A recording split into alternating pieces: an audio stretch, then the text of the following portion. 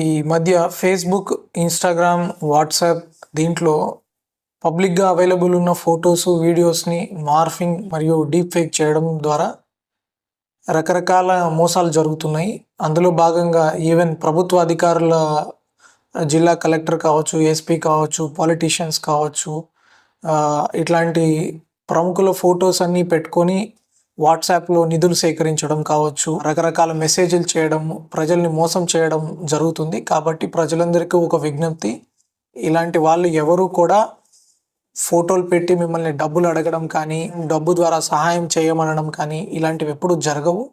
ఈ రకంగా ఎవరైనా మిమ్మల్ని డబ్బు అడగడం కానీ, ప్రలోభానికి గురి చేసి మిమ్మల్ని మోసం చేయడానికి చేసే ప్రయత్నాలని గుర్తుపెట్టుకోండి. అలాంటి మోసగాళ్ళ బారిన పడొద్దు.